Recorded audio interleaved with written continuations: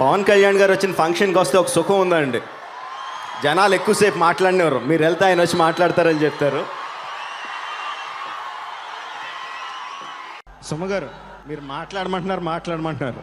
అక్కడ power star వచ్చే వరకు ఎవరు ఏం వినరు. Pawan the most stylish human being.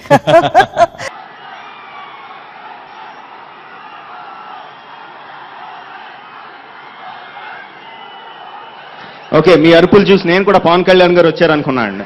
Pawan Kalyan అంటే కొన్ని సినిమాల వరకు ఆయన ఆంధ్ర యూత్ అంతా ఎలా పడి తెచ్చారో అలాగే వాళ్ళతో పాటు ట్రెండ్ పట్టిపోయారు. ట్రెండ్ బట్టి డాక్టర్స్ చెయ్యి ఇలా పట్టుకొని పల్స్ చూస్తారు కదండి, నాడి కనిపెడతా ఉంటారు. పవన్ కళ్యాణ్ గారికి ఇక్కడ పట్టుకుంటే ఆడియన్స్ పల్స్ తెలుస్తుంది అనుకుంటా. ఆ ఒక్క షాట్ వేసినప్పుడు ఆడియన్స్ రియాక్షన్ చూస్తుంటే అర్థమవుతుంది ఆయనకున్న ఫాలోయింగ్ ఏంటో. యాక్చువల్గా పవన్ కళ్యాణ్ గారు అందరినీ కలవరండి ఎక్కువ. నేను మధ్యలో ఒకసారి ఆ షూటింగ్కి వెళ్ళాను కల్కటా.